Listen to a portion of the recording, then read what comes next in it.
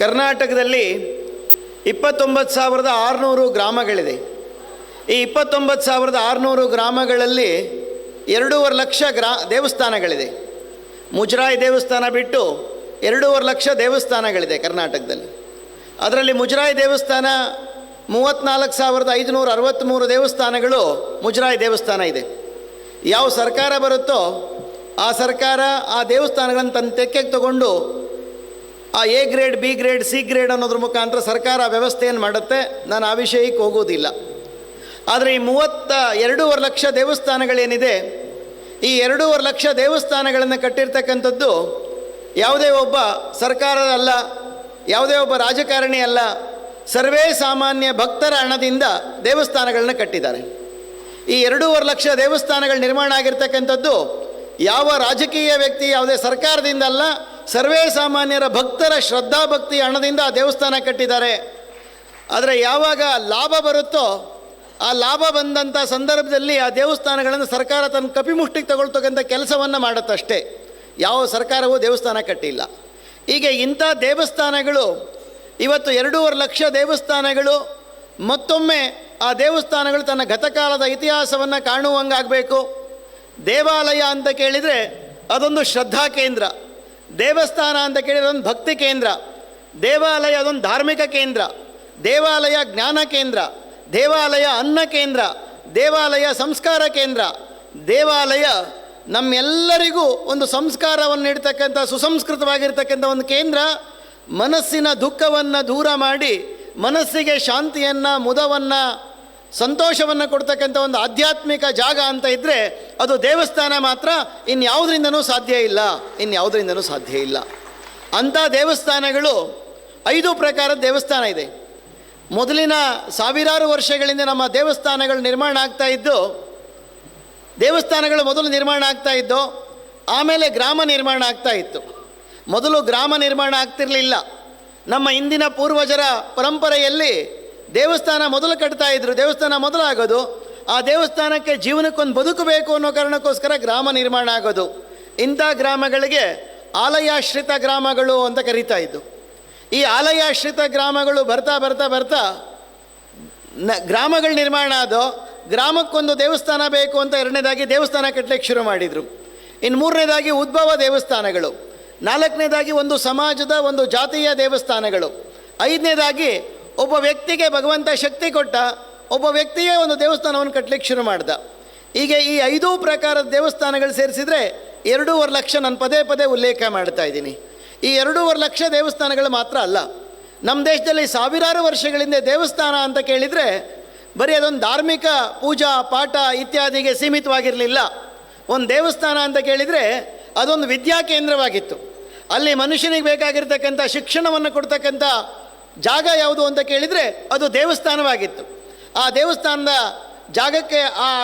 ಜಾಗಕ್ಕೊಂದು ಶಬ್ದ ಬಳಸ್ತಾ ಇದ್ದರು, ಘಟಿಕಾ ಕೇಂದ್ರ ಅಂತ ಹೇಳ್ತಿದ್ರು. ಘಟಿಕಾ ಕೇಂದ್ರ ಅಂತ ಕೇಳಿದರೆ ಆ ದೇವಸ್ಥಾನದ ಪಕ್ಕ ಒಬ್ಬ ಸ್ವಾಮೀಜಿಗಳು, ಆ ಸ್ವಾಮೀಜಿಗಳು ಅಲ್ಲಿನ ಮಕ್ಕಳಿಗೆ ಶಿಕ್ಷಣವನ್ನು ಕೊಡುವಂಥ ಕೆಲಸವನ್ನು ಆ ದೇವಸ್ಥಾನದ ಆಧಾರದ ಮೇಲೆ ಮಾಡ್ತಾಯಿದ್ರು. ಅಂಥ ವ್ಯವಸ್ಥೆಗೆ ಘಟಿಕಾ ಕೇಂದ್ರ ಅಂತ ಹೇಳ್ತಾ ಇದ್ದರು. ನಮ್ಮೆಲ್ಲ ದೇವಸ್ಥಾನಗಳು ಆ ಘಟಿಕಾ ಕೇಂದ್ರಗಳು ನಡೆಸ್ತಾ ಇದ್ದು. ಅಲ್ಲಿ ಯಾರು ಪ್ರತಿಭಾವಂತ ವಿದ್ಯಾರ್ಥಿ ಆಗ್ತಾನೆ ಅಂಥವನಿಗೆ ಹೇಳ್ತಾ ಇದ್ರು ಸಾಹಸ ಘಟಿಕೆ ಅಂತ ಹೇಳ್ತಾ ಇದ್ರು. ಇವತ್ತು ನಮ್ಮ ಫೆಲೋಶಿಪ್ಗಳೇನಾಗ್ತಾ ಇದೆ, ಘಟಿಕೋತ್ಸವ.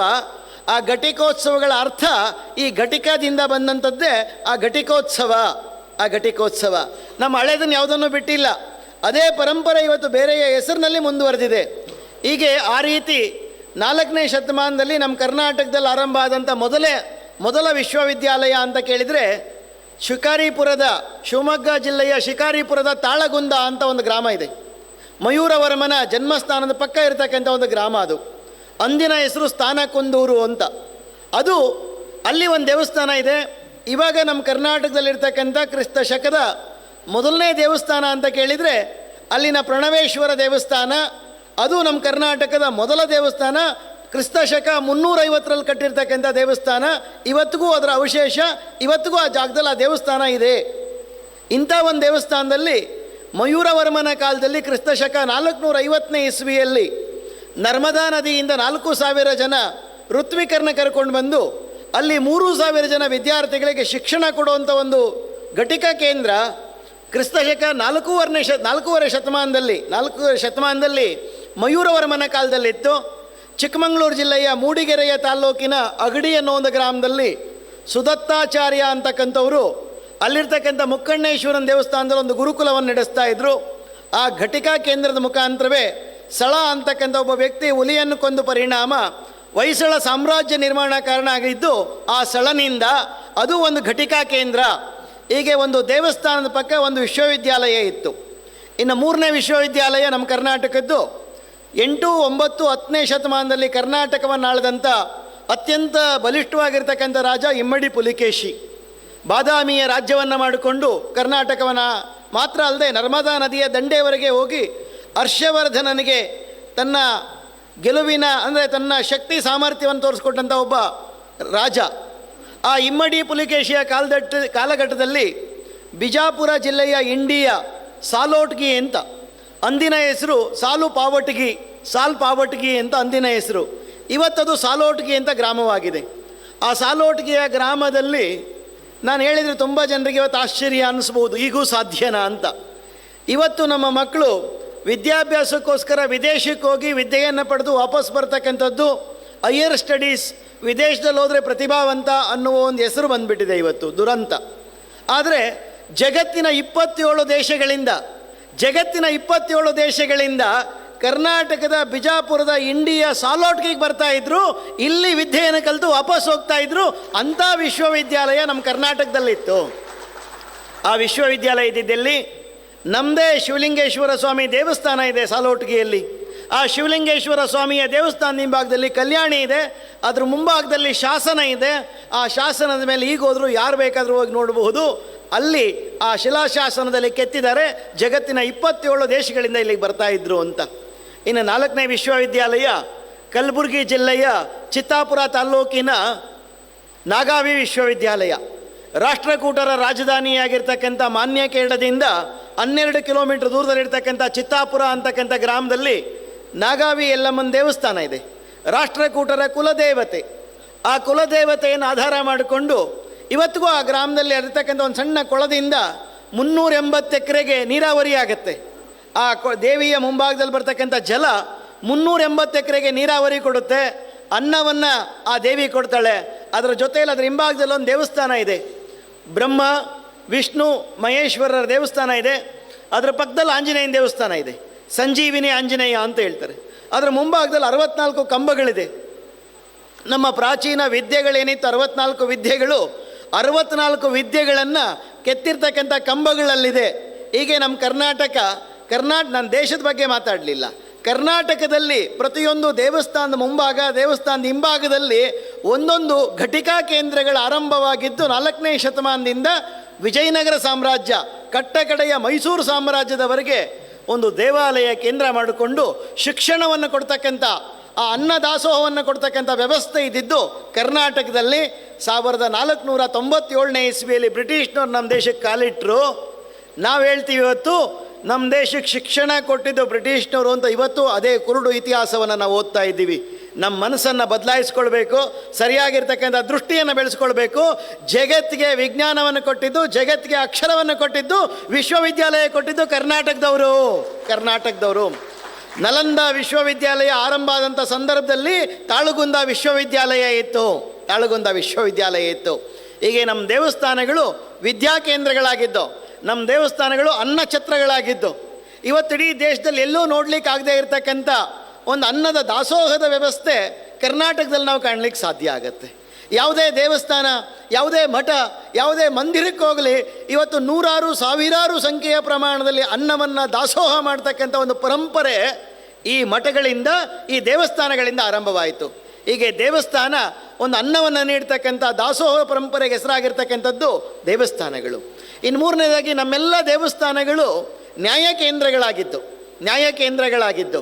ಯಾವ ದೇವಸ್ಥಾನವು ಕಾಟಾಚಾರದ ಆಟಕ್ಕೋಸ್ಕರ ದೇವಸ್ಥಾನ ಕಟ್ಟಿರಲಿಲ್ಲ. ನಮ್ಮ ಪ್ರತಿಯೊಂದು ದೇವಸ್ಥಾನವು ಸುಪ್ರೀಂ ಕೋರ್ಟ್ ಕೊಡಲಿಕ್ಕಾಗದೇ ಇರತಕ್ಕಂಥ, ಹೈಕೋರ್ಟ್ ಕೊಡಲಿಕ್ಕಾಗದೇ ಇರತಕ್ಕಂಥ ಜಡ್ಜ್ಮೆಂಟನ್ನು ನಮ್ಮ ದೇವಸ್ಥಾನದಲ್ಲಿ ದೇವರು ಕೊಡುವಂಥ ವ್ಯವಸ್ಥೆ ಈ ದೇಶದಲ್ಲಿತ್ತು, ಈ ನಾಡಿನಲ್ಲಿತ್ತು, ಈ ಸಂಸ್ಕೃತಿಯಲ್ಲಿತ್ತು. ಇವತ್ತಿಗೂ ನಮ್ಮ ಕರ್ನಾಟಕದ ಬೀದರ್ ಜಿಲ್ಲೆಗೆ ಹೋದರೆ, ಬೀದರ್ ಜಿಲ್ಲೆಗೆ ಇತ್ತೀಚೆಗೆ ನನಗೆ ಕೆಲಸ ಬಂದಮೇಲೆ ನಾವು ಒಂದು 8 ಜನ ಕಾರ್ಯಕರ್ತನ ಕರ್ಕೊಂಡು ಬೀದರ್ ಜಿಲ್ಲೆಗೆ ಹೋದು ನರಸಿಂಹಜರ ನೋಡಬೇಕು ಅಂತ. ನರಸಿಂಹಜರಾಗ ಹೋದಾಗ ಎಲ್ರಿಗೂ ಗೊತ್ತಿದೆ, ದೊಡ್ಡದಾಗಿರ್ತಕ್ಕಂಥ ಪರ್ವತ, ಎದೆಯ ಮಟ್ಟಕ್ಕಿರ್ತಕ್ಕಂಥ ನೀರಿನಲ್ಲೇ ಹೋಗಬೇಕು, 150 ಅಡಿ ಆ ನೀರಿನಲ್ಲೇ ಹೋಗಬೇಕು. ನನ್ನ ಜೊತೆಗೆ ಬಂದಂಥ 8 ಜನ ಕಾರ್ಯಕರ್ತರ ಜೊತೆಯಲ್ಲಿ ಎಲ್ಲರೂ ಡ್ರೆಸ್ಸನ್ನು ತೆಗೆದು ಬದಲಾಯಿಸ್ಕೊಂಡು ಒಳಗಡೆಗೆ ಹೋಗ್ಲಿಕ್ಕೆ ಶುರು ಹೋಗಬೇಕು ಅನ್ನೋಷ್ಟೊತ್ತಿಗೆ ಅಲ್ಲಿ ಗುಡಿ ಮುಂಭಾಗದಲ್ಲಿರ್ತಕ್ಕಂಥ ಒಬ್ಬ ಅರ್ಚಕರು ಒಂದು ಸಣ್ಣ ಮಾತು ಹೇಳಿದರು. ನೋಡಿ, ಒಳಗಡೆ ಹೋಗ್ತೀರಿ, ಸುಮಾರು ಒಂದು 150 ಅಡಿಯಷ್ಟು ದೂರ ಹೋಗಬೇಕು. ಹೋಗೋದಕ್ಕೆ ಮುಂಚೆ ಒಮ್ಮೆ ನೆನಪು ಮಾಡ್ಕೊಳ್ಳಿ, ತುಂಬ ತಪ್ಪು ಮಾಡಿದರೆ, ತುಂಬ ಮೋಸ ಮಾಡಿದರೆ, ತುಂಬ ಅನ್ಯಾಯ ಮಾಡಿದರೆ ಒಳಗಡೆ ಹೋಗಬೇಡಿ, ಆವು ಚೇಳಿದೆ, ಸ್ವಲ್ಪ ಎಚ್ಚರಿಕೆ ಅಂತ ಹೇಳಿದರು. ನನ್ನ ಜೊತೆಗೆ ಬಂದವರು 8 ಜನರಲ್ಲಿ 5 ಜನ ಹೇಳಿದರು, ಇಲ್ಲ ಸರ್ ನನಗೆ ಸ್ವಲ್ಪ ಸ್ಕಿನ್ ಅಲರ್ಜಿ ಇದೆ, ನೀರಿನ ಕಂಡ್ರೆ ಸ್ಕಿನ್ ಅಲರ್ಜಿ ಆಗುತ್ತೆ, ನೀವು ಹೋಗಿ ಬನ್ನಿರಿ, ನಾವಿಲ್ಲೇ ನಿಂತ್ಕೊಂಡು ನಮಸ್ಕಾರ ಮಾಡ್ತೀವಿ, ದೇವ್ರು ಎಲ್ಲ ಕಡೆ ಇದ್ದಾನೆ ಅಂತ ಹೇಳಿದರು. ಸುಪ್ರೀಂ ಕೋರ್ಟ್ ಕೊಡ್ಲಿಕ್ಕಾಗದೇ ಇರೋ ತೀರ್ಪನ್ನು ಭಗವಂತ ಮೂಕ ಸಾಕ್ಷಿಯಾಗಿ ಕೊಡ್ತಾನೆ. ಇದು ನಮ್ಮ ದೇಶ, ಇದು ನಮ್ಮ ಸಂಸ್ಕೃತಿ. ನಮ್ಮ ಗುಡಿಯಲ್ಲಿ ದೇವರು ಮಾತಾಡಲಿಲ್ಲ, ಆದರೆ ದೇವರು ಜಡ್ಜ್ಮೆಂಟ್ ಕೊಟ್ಟಂಥ ದೇಶ ನಮ್ಮದು, ನಮ್ಮ ಸಂಸ್ಕೃತಿ ನಮ್ಮದು. ಅಂಥ ಶ್ರೇಷ್ಠವಾಗಿರ್ತಕ್ಕಂಥ ಹಿಂದೂ ಸಂಸ್ಕೃತಿ. ದೂರದ ಹೊನ್ನಾಳಿಯ ದಾವಣಗೆರೆ ಜಿಲ್ಲೆಯಲ್ಲಿ ಹೊನ್ನಾಳಿ ಅಂತಿದೆ. ಆ ಹೊನ್ನಾಳಿಯಲ್ಲಿ ಚೆನ್ನಪ್ಪ ಸ್ವಾಮಿ ಮಠ ಅಂತಿದೆ. ಆ ಚೆನ್ನಪ್ಪ ಸ್ವಾಮಿ ಮಠದಲ್ಲಿ ಇಷ್ಟು ದಪ್ಪದೊಂದು ಕಲ್ಲಿದೆ. ಆ ಕಲ್ಲನ್ನು ಯಾರು ಬೇಕಾದ್ರೂ ಮೇಲೆ ಕೆತ್ತಬಹುದು. ಆದರೆ ಅಣ್ಣ ತಮ್ಮಂದಿರು ಜಗಳ ಆಡಿ ಜಮೀನು ನಂದು ಹೆಚ್ಚು ಬರಬೇಕು, ನಂದು 1 ಎಕರೆ ಇದೆ ಅಂತ ಹೇಳಿ ಅಣ್ಣ ಹೇಳ್ತಾನೆ. ತಮ್ಮ ಹೇಳ್ತಾನೆ, ನಿಂದು 1 ಎಕರೆ ಇಲ್ಲ, ನಿಂದಿರೋದೆ 3/4 ಎಕರೆ ಅಂತ ಹೇಳ್ತಾನೆ. ಇಲ್ಲ, ವ್ಯಾಜ್ಯ ಆಗುತ್ತೆ, ಕೋರ್ಟ್ಗೆ ಹೋಗೋದು ಬೇಡ, ಚೆನ್ನಪ್ಪ ಸ್ವಾಮಿ ಮಠಕ್ಕೆ ಹೋಗೋಣ, ಪೂಜೆ ಮಾಡಿಸೋಣ. ಪೂಜೆ ಮಾಡಿಸಿದ ಮೇಲೆ ನೀನು ಒಂದು ಸರಿ ಆ ಕಲ್ಲನ್ನು ಮೇಲೆ ಕೆತ್ಬಿಟ್ಟು ಹೇಳು, ಈ ಜಮೀನು ನಂದು 3/4 ಎಕರೆ ಅಲ್ಲ, 1 ಎಕರೆ ಇದೆ ನಂದು ಅಂತ ಹೇಳಿಬಿಡು, ನಾನು ಬಿಟ್ಕೊಟ್ಬಿಡ್ತೀನಿ ಅಂತ ಅಣ್ಣ ಹೇಳ್ತಾನೆ. ಕೂಡಲೇ ಪೂಜೆ ಮಾಡಿಸ್ತಾರೆ. ಪೂಜೆ ಮಾಡಿಸಿದ ನಂತರ ಆ ಕಲ್ಲು ಎತ್ತಕ್ಕೆ ಬಂದ ಕೂಡಲೇ ಹೇಳ್ತಾನೆ, ಅಣ್ಣ ಕಲ್ಲು ಮಾತ್ರ ಎತ್ತೋದು ಬೇಡ, ನಂದು 3/4 ಎಕರೆ, ವಾಪಸ್ ಮನೆಗೆ ಹೋಗೋಣ ಬಾ ಅಂತ ಹೇಳ್ತಾನೆ. ಇದು ನಮ್ಮ ಸಂಸ್ಕೃತಿ. ಹೀಗೆ ದೇವಸ್ಥಾನ ಅಂತ ಕೇಳಿದರೆ ಅದೊಂದು ನಿರುದ್ಯೋಗ ಕೇಂದ್ರ ಅಲ್ಲ. ಬಿಹಾರದ ಮೊನ್ನೆ ಒಬ್ಬ ಸಚಿವ ಮಾತಾಡಿದರು, ದೇವಸ್ಥಾನ ಅಂತ ಕೇಳಿದ್ರೆ ನಿರುದ್ಯೋಗ ಕೇಂದ್ರ ಅಂತ. ದೇವಸ್ಥಾನ ನಿರುದ್ಯೋಗ ಕೇಂದ್ರ ಅಲ್ಲ ಸ್ವಾಮಿ, ದೇವಸ್ಥಾನ ಉದ್ಯೋಗ ಕೇಂದ್ರ, ದೇವಸ್ಥಾನ ವ್ಯಾಪಾರ ಕೇಂದ್ರ, ದೇವಸ್ಥಾನ ಆರ್ಥಿಕ ಕೇಂದ್ರ. ನಮ್ಮೆಲ್ಲರ ಜನರ ಸಾವಿರಾರು ಕುಟುಂಬಗಳಿಗೆ ಉದ್ಯೋಗ ಕೊಟ್ಟಿದ್ರೆ ಅದಿನ್ಯಾವ ವ್ಯಕ್ತಿನೂ ಅಲ್ಲ, ನಮ್ಮ ದೇವಸ್ಥಾನಗಳಿಗೆ ಕೊಟ್ಟಿದೆ. ನಮ್ಮ ದೇವಸ್ಥಾನಗಳು ಉದ್ಯೋಗವನ್ನು ಕೊಟ್ಟಿದೆ. ಹಣ್ಣು ಕಾಯಿ ಮುಖಾಂತರ ಆಟೋದಲ್ಲಿ ಹೋಗೋರಿಗೆ, ಬಸ್ಸಲ್ಲಿ ಹೋಗೋರಿಗೆ, ಲಾಡ್ಜಲ್ಲಿ ಹೋಗೋರಿಗೆ, ಈ ರೀತಿ ಪ್ರತ್ಯಕ್ಷವಾಗಿ ಪರೋಕ್ಷವಾಗಿ ದೇವಸ್ಥಾನಗಳು ಸಾವಿರಾರು ಅಲ್ಲ ಲಕ್ಷಾಂತರ ಜನರಿಗೆ ಉದ್ಯೋಗವನ್ನು ಕೊಡ್ತಕ್ಕಂಥ ಕೆಲಸಗಳನ್ನು ನಮ್ಮ ದೇವಸ್ಥಾನಗಳು ಮಾಡಿದ್ದಾವೆ. ನಿರುದ್ಯೋಗ ಕೇಂದ್ರ ಅಲ್ಲ. ಮುಂದೆ ಬರ್ತಕ್ಕಂಥ ಅಯೋಧ್ಯೆಯ ರಾಮ ಮಂದಿರದ ಬಜೆಟ್ ಇನ್ನು 5 ವರ್ಷದಲ್ಲಿ ಉಲ್ಲೇಖ ಮಾಡ್ತಾ ಇದ್ದಾರೆ ಅವರು. ಅಯೋಧ್ಯೆಯ ರಾಮ ಮಂದಿರಕ್ಕೇನು ಸಂಗ್ರಹ ಆಗುತ್ತಲ್ಲ ಒಂದು ವರ್ಷಕ್ಕೆ, ಉತ್ತರ ಪ್ರದೇಶದ ಬಜೆಟ್ಟಿನ 25% ಬಜೆಟ್ಟಿನ ಟ್ಯಾಕ್ಸನ್ನು ಅಯೋಧ್ಯೆಯ ರಾಮ ಮಂದಿರದಿಂದ ಕೊಡ್ತಾರೆ. ಅಷ್ಟು ಟ್ಯಾಕ್ಸನ್ನು ರಾಮ ಮಂದಿರದಿಂದ ಸಂಗ್ರಹ ಆಗುತ್ತೆ. ಅಷ್ಟು ದೊಡ್ಡ ಪ್ರಮಾಣದಲ್ಲಿ ಒಂದು ದೇವಸ್ಥಾನ ಸಾವಿರಾರು ಜನರಿಗೆ ಉದ್ಯೋಗ ಕೊಡುತ್ತಲ್ಲ. ಹಾಗಾಗಿ ನಮ್ಮದು ನಿರುದ್ಯೋಗ ಕೇಂದ್ರ ಅಲ್ಲ, ನಮ್ಮದು ಭಿಕ್ಷುಕರ ಕೇಂದ್ರ ಅಲ್ಲ, ನಮ್ಮದು ಆಧ್ಯಾತ್ಮದ ಕೇಂದ್ರ. ಭಕ್ತರ ಜಾತಿ ಮತ ಪಕ್ಷ ಪಂಥ ಭೇದ ಭಾವಗಳನ್ನ ಮರಿತಕ್ಕಂಥ ಏಕತೆಯ ಕೇಂದ್ರ ನಮ್ಮ ದೇವಸ್ಥಾನಗಳು. ಕಳೆದ ಒಂದು 15 ದಿವಸಗಳ ಹಿಂದೆ ಕೊಪ್ಪಳದಲ್ಲಿ ಜಾತ್ರೆ ನಡೀತು. ಜಾತ್ರೆಗೆ ಬಂದಂಥ ಜನ ಎಷ್ಟು? 8 ಲಕ್ಷ ಜನರು. ಯಾವುದೇ ವೆಹಿಕಲ್ ವ್ಯವಸ್ಥೆ ಮಾಡಿರಲಿಲ್ಲ, ಯಾವುದೇ ಕರಪತ್ರ ಹೊರಡಿಸಿರಲಿಲ್ಲ, ಯಾರಿಗೂ ಏನು ತರಬೇಕು ಅಂತ ಹೇಳಿರಲಿಲ್ಲ. ಯಾರ್ದೋ ಮನೆಯಲ್ಲಿ ರೊಟ್ಟಿ ಬಂತು, ಯಾರ್ದೋ ಮನೆಯ ಚಟ್ನಿ ಪುಡಿ ಬಂತು, ಯಾರ್ದೋ ಮಾಲ್ದಿ ಬಂತು. ಇಡೀ ಜಾತಿ ಮತ ಪಕ್ಷ ಭೇದ ಭಾವಗಳಿಲ್ಲದೆ 8 ಲಕ್ಷ ಜನರು ಕೂತು ಆ ದೇವರಿಗೊಂದು ಉಗಿಯೋ ಅಂತ ಹೇಳಿದ್ರಲ್ಲ, ಆ ರಥವನ್ನು ಹೇಳಿದ್ರಲ್ಲ. ಹೀಗೆ ದೇವಸ್ಥಾನ ಜಾತಿ ಮತ ಪಕ್ಷ ಪಂಥ ಭೇದ ಭಾವಗಳನ್ನ ಮರೆದು ಒಂದು ಮಾಡ್ತಕ್ಕಂಥ ಶಕ್ತಿ ಇರ್ತಕ್ಕಂಥದ್ದು ಆ ದೇವಸ್ಥಾನಕ್ಕೆ. ದೇವಸ್ಥಾನ ವಿಘಟನೆಯ ಕೇಂದ್ರ ಅಲ್ಲ, ದೇವಸ್ಥಾನ ಒಂದು ಸಂಘಟನೆಯ ಕೇಂದ್ರ, ದೇವಸ್ಥಾನ ಒಂದು ಸಂಸ್ಕಾರದ ಕೇಂದ್ರ, ದೇವಸ್ಥಾನ ಒಂದು ಸಾಮಾಜಿಕ ಕೇಂದ್ರ, ದೇವಸ್ಥಾನ ಒಂದು ನ್ಯಾಯ ಕೇಂದ್ರ, ದೇವಸ್ಥಾನ ಒಂದು ಅನ್ಯಾಯ ಕೇಂದ್ರ, ದೇವಸ್ಥಾನ ಒಂದು ವಿದ್ಯಾ ಕೇಂದ್ರ. ಹೀಗೆ ಇಂಥ ದೇವಾಲಯಗಳು ಇವತ್ತು 10 ಕೋಟಿ 15 ಕೋಟಿ 8 ಕೋಟಿ ಭವನಗಳನ್ನ ಕಟ್ತಾ ಇದ್ದೀವಿ. ತುಂಬ ದೊಡ್ಡದಾಗಿರ್ತಕ್ಕಂಥ ದೇವಸ್ಥಾನಗಳನ್ನ ಕಟ್ತಾ ಇದ್ದೀವಿ. ಆ ದೇವಸ್ಥಾನದಲ್ಲಿ ಚಿನ್ನದ ಮೂರ್ತಿಗಳನ್ನು ಪ್ರತಿಷ್ಠಾಪನೆ ಮಾಡ್ತಾ ಇದ್ದೀವಿ, ಸಂತೋಷ. ಆದರೆ 80ನೇ ಇಸ್ವಿಯಿಂದ ಹಿಂದೆ ಇದ್ದಂಥ ಹಿರಿಯರು ತುಂಬ ಜನರಿಗೆ ನೆನಪಿರಬಹುದು. ಇವತ್ತು ನಮ್ಮ ಮನಸ್ಸುಗಳು ಬದಲಾಗಬೇಕಾಗಿದೆ, ನಮ್ಮ ಚಿಂತನೆಗಳು ಬದಲಾಗಬೇಕಾಗಿದೆ. 80ನೇ ಇಸ್ವಿಗಿಂತ ಹಿಂದಕ್ಕೆ ಹೋದರೆ ದೇವಸ್ಥಾನದಲ್ಲಿರ್ತಕ್ಕಂಥ ಮೂರ್ತಿ ಅದು ಕಲ್ಲಿಂದಾಗಿತ್ತು. ಆ ದೇವಸ್ಥಾನದಲ್ಲಿರುವ ಮೂರ್ತಿ ಕಲ್ಲಾಗಿತ್ತು, ಮನುಷ್ಯರ ಮನಸ್ಸು ಬಂಗಾರವಾಗಿತ್ತು. ಇವತ್ತು ಮನುಷ್ಯರ ಮನಸ್ಸು ಕಲ್ಲಾಗ್ತಾ ಇದೆ, ದೇವರ ಮೂರ್ತಿ ಚಿನ್ನ ಆಗ್ತಾ ಇದೆ. ಇದು ಅಲ್ಲ ಆಗಬೇಕಾದ್ದು. ಮನುಷ್ಯರ ಮನಸ್ಸು ಬಂಗಾರ ಆಗಬೇಕಾಗಿದೆ, ಮೂರ್ತಿ ಕಲ್ಲನ್ನೇ ಪೂಜೆ ಮಾಡಬೇಕಾಗಿದೆ, ಕಲ್ಲನ್ನೇ ಪೂಜೆ ಮಾಡಬೇಕಾಗಿದೆ. ಹಾಗಾಗಿ ಅಯೋಧ್ಯೆಯಲ್ಲಿ ಸ್ವರ್ಣದ ರಾಮನನ್ನು ಪ್ರತಿಷ್ಠಾಪನೆ ಮಾಡಲಿಲ್ಲ, ಕಲ್ಲಿನಲ್ಲಿ ಆ ಕಪ್ಪು ಶಿಲೆಯ ಕಪ್ಪು ವರ್ಣ ಕೃಷ್ಣ ವರ್ಣದ ಕಲ್ಲನ್ನಿಟ್ಟು ರಾಮನನ್ನಾಗಿ ಮಾಡಿದರು. ಹೀಗೆ ಭಗವಂತ ಕಲ್ಲಾಗಿ ಇರಬೇಕಾಗಿದೆ, ಅವನು ದೇವರಾಗಬೇಕಾಗಿದೆ, ಕಲ್ಲಿನಲ್ಲಿ ಶಿಲೆ ಆಗಬೇಕಾಗಿದೆ. ಹಾಗಾಗಿ ಇಂಥ ಒಂದು ದೇವಸ್ಥಾನಗಳು ನಮ್ಮ ಸಂಸ್ಕಾರದ ಕೇಂದ್ರ, ವಿದ್ಯಾ ಕೇಂದ್ರ, ಅನ್ನ ಕೇಂದ್ರ, ದಾಸೋಹ ಕೇಂದ್ರ, ಜ್ಞಾನ ಕೇಂದ್ರ, ಎಲ್ಲ ಜೀವನದ ಮೌಲ್ಯಗಳಿಗೆ ಬೇಕಾಗಿರ್ತಕ್ಕಂಥ ಒಂದು ಕೇಂದ್ರ ಆ ದೇವಸ್ಥಾನ ಆಗಬೇಕಾಗಿದೆ. ಹಾಗಾಗಿ ರಾಷ್ಟ್ರೀಯ ಸ್ವಯಂ ಸೇವಕ ಸಂಘ ಈ ವಿಷಯದಲ್ಲಿ, ಸಮಾಜದಲ್ಲಿ ಈ ವಿಷಯವನ್ನು ಇಟ್ಟುಕೊಳ್ತಾ ನಮ್ಮೆಲ್ಲ ಗ್ರಾಮಗಳಲ್ಲಿರ್ತಕ್ಕಂಥ ದೇವಸ್ಥಾನಗಳು ಮತ್ತೊಮ್ಮೆ 10 ಹಲವು ರೀತಿಯ ಚಟುವಟಿಕೆಗಳನ್ನ ಮಾಡೋದ್ರ ಮುಖಾಂತರ ನಮ್ಮೆಲ್ಲ ದೇವಸ್ಥಾನಗಳು ಯಾವುದೋ ಒಂದು ದೇವಸ್ಥಾನವಾಗಿರಬಾರ್ದು, ಆ ದೇವಸ್ಥಾನ ಒಂದು ಶಕ್ತಿ ಕೇಂದ್ರ ಆಗಬೇಕು, ಒಂದು ಸಂಘಟಿತ ಕೇಂದ್ರ ಆಗಬೇಕು, ಒಂದು ಸಂಸ್ಕಾರ ಕೇಂದ್ರವಾಗಬೇಕು ಅನ್ನೋ ಒಂದು ಉದ್ದೇಶವನ್ನು ಇಟ್ಟುಕೊಂಡು ಈ ಕಾರ್ಯ ಇವತ್ತು ನಾಡಿನಾದ್ಯಂತ ಈ ರೀತಿ ಧರ್ಮದರ್ಶಿಯವರನ್ನು, ಆ ದೇವಸ್ಥಾನಕ್ಕೆ ಸಂಬಂಧಪಟ್ಟಂಥ ಬಂಧುಗಳನ್ನು ಸೇರಿಸೋದ್ರ ಮುಖಾಂತರ ಈ ಒಂದು ಪ್ರಯತ್ನವನ್ನು ಮಾಡ್ತಾ ಇದೆ. ಇನ್ನು ಒಂದು ಅಂಶ ಹೇಳಿ ನಾನು ಮುಕ್ತಾಯ ಮಾಡ್ತೀನಿ. ಈ ದೇವಸ್ಥಾನಗಳ ಬಗ್ಗೆ ನಾವು ಕೆಲಸ ಮಾಡ್ತಾ ಇದ್ದಾಗ ತುಂಬ ಕಡೆ ಓಡಾಡಿದಾಗ ಅನ್ನಿಸ್ತು, ಕರ್ನಾಟಕದಾದ್ಯಂತ ದೇವಸ್ಥಾನಗಳು ಚೆನ್ನಾಗಿದೆ, ಧರ್ಮದರ್ಶಿಗಳು ಚೆನ್ನಾಗಿದ್ದಾರೆ, ಭಕ್ತರಿದ್ದಾರೆ. ಆದರೆ ಆ ದೇವಸ್ಥಾನದಲ್ಲಿರ್ತಕ್ಕಂಥ ಅರ್ಚಕ ಸರಿ ಇದ್ದಾನೆ, ಅರ್ಚಕ ಸರಿ ಇದ್ದಾನೆ. ಆದರೆ ಅರ್ಚಕನಿಗೆ ಮಂತ್ರವನ್ನು ಕಲಿಸ್ಕೊಡ್ತಕ್ಕಂಥ ವ್ಯವಸ್ಥೆ ಈ ಸಮಾಜದಲ್ಲಿ ಇದೆಯಾ? ಯಾವುದೋ ಜಾತಿಗಳಲ್ಲಿ ಕೆಲವು ಜಾತಿಯಲ್ಲಿ ಕಲಿಸ್ಕೊಡ್ತಾರೆ, ಆದರೆ ಎಲ್ಲ ಜಾತಿ ಮತ ಪಕ್ಷ ಪಂಥದವರಿಗೆ ಆ ಅರ್ಚಕ ತರಬೇತಿಯನ್ನು ಕೊಡುವಂಥ ವ್ಯವಸ್ಥೆ ಆಗ್ತಾ ಇದೆಯಾ ಅಂದಾಗ ಆ ರೀತಿಯ ಒಂದು ವ್ಯವಸ್ಥೆಯನ್ನು ಮಾಡಬೇಕು ಅಂತ ಯೋಚನೆ ಮಾಡಿದು. ಯಾವುದೇ ಜಾತಿ ಮತ ಪಕ್ಷ ಪಂಥ ಭೇದ ಭಾವಗಳಿಲ್ಲದೆ ಒಂದು ಕೆಲಸವನ್ನು ಆರಂಭ ಮಾಡಬೇಕು ಅಂತ ಯೋಚನೆ ಮಾಡಿದು. ಅದು ಮಾಡಿದಾಗ ಅನ್ನಿಸ್ತು, ಅರ್ಚಕರಿಗೋಸ್ಕರ ಒಂದು ತರಬೇತಿಯನ್ನು ಮಾಡೋಣ. ಅದರಲ್ಲಿ ಕಾಲಮ್ನಲ್ಲಿ ಅವ್ರ ಹೆಸರು ಕೇಳಬೇಕು, ಅವ್ರ ಊರು ಕೇಳಬೇಕು, ಪೋಸ್ಟಲ್ ಅಡ್ರೆಸ್ ಕೇಳಬೇಕು, ವಿದ್ಯಾಭ್ಯಾಸ ಕೇಳಬೇಕು, ಉದ್ಯೋಗ ಕೇಳಬೇಕು, ದೇವಸ್ಥಾನ ಕೇಳಬೇಕು. ಅದರಲ್ಲಿ ಜಾತೀಯ ಕಾಲಮ್ ಇರಬಾರ್ದು. ಆ ಜಾತೀಯ ಕಾಲಮ್ ಇರಬೇಕು, ಅವ್ರ ದೇವ್ರ ಕಾಲಮ್ ಇರಬೇಕು. ಆ ರೀತಿ ಒಂದು ವ್ಯವಸ್ಥೆನ ಇಟ್ಕೊಂಡು ಒಂದು ಅರ್ಚಕರ ಶಿಬಿರವನ್ನು ಮಾಡಬೇಕು ಅಂತ ಯೋಚನೆ ಮಾಡಿದು. ಮೊದಲನೇ ಶಿಬಿರ ಚಿಕ್ಕೋಡಿ ಜಿಲ್ಲೆಯ ಅಥಣಿಯಲ್ಲಿ ಕೌಲಗುಡ್ಡದಲ್ಲಿ ಮಾಡಿದು. 44 ಜನ ಅರ್ಚಕರು ಬಂದಿದ್ದರು. ಎರಡನೇ ಶಿಬಿರ ಶಿವಮೊಗ್ಗದ ಭದ್ರಾವತಿಯಲ್ಲಿ ಮಾಡಿದು, 35 ಜನ ಅಲ್ಲಿ ಬಂದಿದ್ದರು. 4ನೇ ಶಿಬಿರ ರಾಯಚೂರಿನ ಮಾತೆ ಮಾಣಿಕೇಶ್ವರಿ ಆಶ್ರಮದಲ್ಲಿ ನಡೆಸ್ತಾ ಇದೆ. 46 ಜನ ಅರ್ಚಕರು ಇವತ್ತು ಇಲ್ಲಿಗೆ ಬಂದಿದ್ದಾರೆ. ಅವರ ಅನುಭವವನ್ನು ಕೇಳೋರಿದ್ದೀವಿ. ಒಂದು 5 ನಿಮಿಷಗಳ ಕಾಲ ಅವ್ರು ಕಲ್ತಿರ್ತಕ್ಕಂಥ ಆ ಒಂದು ಶಿಕ್ಷಣದ ಒಂದು ಪ್ರತ್ಯಕ್ಷತೆಯನ್ನು ನಾವು ನೋಡೋರಿದ್ದೀವಿ. ಹೀಗೆ ಯಾಕೆ ಈ ಕೆಲಸ ಮಾಡಬೇಕಾಗಿದೆ ಅಂತ ಕೇಳಿದರೆ, ಎಷ್ಟೋ ಕಡೆ ಹೋದಾಗ ಆ ದೇವಸ್ಥಾನದ ಅರ್ಚಕ ಒಂದು ಕೊಡಪನ ನೀರು, 1-2 ಹೂ, ಒಂದು ಊದ್ಗಡ್ಡಿ, ಇಷ್ಟೇ ವಾಪಸ್ ಬರೋದು. ನಾನೊಬ್ಬ ಅರ್ಚಕರನ್ನ ಕೇಳಿದೆ, ಯಾಕೆ ಈ ರೀತಿ ಮಾಡ್ತೀರಿ ಅಂತ. ಸರ್, ನಮ್ಮ ಮನೆತನದಲ್ಲಿ 200 ವರ್ಷಗಳಿಂದ ಪೂಜೆ ಮಾಡ್ಕೊಂಡು ಬರ್ತಾಯಿದ್ದೀವಿ, 200 ವರ್ಷಗಳಿಂದ ಪೂಜೆ ಮಾಡ್ಕೊಂಡು ಬರ್ತಾಯಿದ್ದೀವಿ. ನಮ್ಮ ತಾತನಿಗೆ ಯಾರೂ ಕಲಿಸ್ಲಿಲ್ಲ ಪೂಜೆದು, ನಮ್ಮ ಅಪ್ಪನಿಗೂ ಯಾರೂ ಕಲಿಸ್ಲಿಲ್ಲ. ನಾನು ಪೂಜೆ ಮಾಡೋಕ್ಕೆ ಶುರು ಮಾಡಿ 20 ವರ್ಷ ಆಯಿತು, ನನಗೂ ಯಾರೂ ತರಬೇತಿ ಕೊಡಲಿಲ್ಲ. ಎಲ್ಲಿಂದ ಕಲೀಲಿ ಸರ್, ಎಲ್ಲಿಂದ ಕಲೀಲಿ? ಕಲಿಸೋರು ಯಾರು? ನಾವೆಲ್ಲ ಕಡೆ ಹೋದಾಗ ಅರ್ಚಕರನ್ನ ಮಾತಾಡ್ತೀವಿ, ಅವನಿಗೆ ಸಂಸ್ಕಾರ ಇಲ್ಲರಿ, ಅವನಿಗೆ ಪದ್ಧತಿ ಗೊತ್ತಿಲ್ಲ ಅಂತ ಹೇಳ್ತೀವಿ. ಆ ಅರ್ಚಕನಿಗೆ ಕಲಿಸ್ಕೊಡೋರು ಯಾರು? ಆ ಅರ್ಚಕನಿಗೆ ಕಲಿಸ್ಕೊಡ್ತೀವಿ ಬಾ ಅಂತ ಹೇಳಿರೋರು ಯಾರು? ಆ ಕಲಿಸ್ಕೊಡುವಂಥ ವ್ಯವಸ್ಥೆ ಇಲ್ಲ ಅಂದಾಗ ಅರ್ಚಕ ಇನ್ನೇಗೆ ಪೂಜೆ ಮಾಡಲಿಕ್ಕೆ ಸಾಧ್ಯ?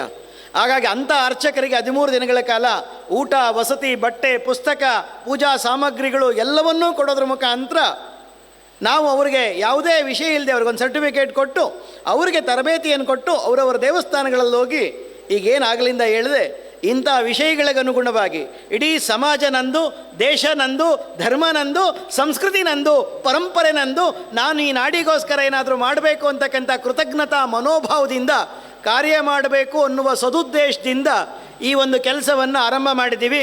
ಹೀಗೆ ದೇವಸ್ಥಾನಗಳು ನಮ್ಮ ನಾಡಿನ ಶ್ರದ್ಧಾ ಕೇಂದ್ರಗಳಾಗಬೇಕು, ಭಕ್ತಿ ಕೇಂದ್ರಗಳಾಗಬೇಕು, ಜ್ಞಾನ ಕೇಂದ್ರಗಳಾಗಬೇಕು, ಅನ್ನದಾಸೋಹ ಕೇಂದ್ರಗಳಾಗಬೇಕು, ಸಂಸ್ಕಾರ ಕೇಂದ್ರಗಳಾಗಬೇಕು, ಶಾಂತಿ, ನೆಮ್ಮದಿ, ನೊಂದು ಬೆಂದವರಿಗೆ ಆಶ್ರಯ ಕೊಡ್ತಕ್ಕಂಥ ಸ್ಥಾನಗಳಾಗಬೇಕು ಅನ್ನೋ ದೃಷ್ಟಿಯಿಂದ ಈ ದೇವಾಲಯ ಸಂವರ್ಧನಾ ಸಮಿತಿ ಕಾರ್ಯವನ್ನು ಮಾಡ್ತಾ ಇದೆ. ಆ ಕಾರ್ಯದಲ್ಲಿ ಯಾವುದೇ ಹೋರಾಟ, ಆಂದೋಲನ, ಪ್ರತಿಭಟನೆ, ಧರಣಿಗಳು ಇದು ಯಾವುದೂ ಇಲ್ಲದೆ ಅತ್ಯಂತ ಶಾಂತ ರೀತಿಯಲ್ಲಿ ಆ ದೇವಸ್ಥಾನದ ಎಲ್ಲ ಕಮಿಟಿಯವರು ಸಜ್ಜನ ಬಂಧುಗಳನ್ನ ವಿಶ್ವಾಸಕ್ಕೆ ತಗೊಳ್ಳೋದ್ರ ಮುಖಾಂತರ ಆ ದೇವಸ್ಥಾನದ ಉಂಡಿಗೆ ನಾವು ಕೈ ಹಾಕೋದಿಲ್ಲ. ಆ ದೇವಸ್ಥಾನದ ಕಮಿಟಿಗೆ ನಾವು ಕೈ ಹಾಕೋದಿಲ್ಲ, ಆ ದೇವಸ್ಥಾನದ ಪರಂಪರೆಗೆ ನಾವು ಕೈ ಹಾಕೋದಿಲ್ಲ. ನಮ್ಮ ಉದ್ದೇಶ ಆ ಉಂಡಿಗೆ ಕೈ ಹಾಕಲ್ಲ, ಹಣದ ವಿಷಯಕ್ಕೆ ಬರಲ್ಲ, ಕಮಿಟಿ ವಿಷಯಕ್ಕೆ ಬರಲ್ಲ, ಮತ್ತು ಅಲ್ಲಿನ ಪೂಜಾ ಪದ್ಧತಿ ವಿಷಯಕ್ಕೆ ನಾವು ಬದಲಾಯಿಸಿ ಅಂತ ಬರೋದಿಲ್ಲ. ಇದಲ್ಲದೆ ಪ್ರತಿಯೊಂದು ದೇವಸ್ಥಾನಗಳು ಅತ್ಯಂತ ಸುಭದ್ರ ಆಗಬೇಕು ಮತ್ತು ದೇವಸ್ಥಾನಗಳಿಗೆ ಬರ್ತಕ್ಕಂಥ ಭಕ್ತರ ಸಂಖ್ಯೆ ಹೆಚ್ಚಾಗಬೇಕು, ವರ್ಷ ಪೂರ್ತಿ ನಿರಂತರ ಚಟುವಟಿಕೆಗಳ ಕೇಂದ್ರ ಆಗಬೇಕು ಆ ದೇವಸ್ಥಾನಗಳು ಅನ್ನೋ ಉದ್ದೇಶವಿಟ್ಕೊಂಡು ಈ ದೇವಾಲಯ ಸಂವರ್ಧನಾ ಸಮಿತಿ ಕಾರ್ಯ ಮಾಡ್ತಾ ಇದೆ. ಅಂಥ ಒಂದು ಒಳ್ಳೆಯ ಕಾರ್ಯಕ್ಕೆ ತಾವೆಲ್ಲರೂ ಕೈಯನ್ನು ಜೋಡಿಸ್ತಾ ನಮ್ಮ ದೇವಸ್ಥಾನಗಳನ್ನ ಆ ರೀತಿಯ ಒಂದು ಸಂಸ್ಕಾರದ ಸುಸಂಸ್ಕಾರದ ಕೇಂದ್ರಗಳನ್ನಾಗಿ ಮಾಡುವ ದಿಕ್ಕಿನಲ್ಲಿ ನಾವೆಲ್ಲರೂ ಕರವನ್ನು ಜೋಡಿಸಿ ಅಂತ ನಾನು ಪ್ರಾರ್ಥನೆ ಮಾಡ್ಕೊಳ್ತಾ ನನ್ನ ಮಾತನ್ನು ಮುಕ್ತಾಯ ಮಾಡ್ತೀನಿ. ಭಾರತ್ ಮಾತಾ ಕಿ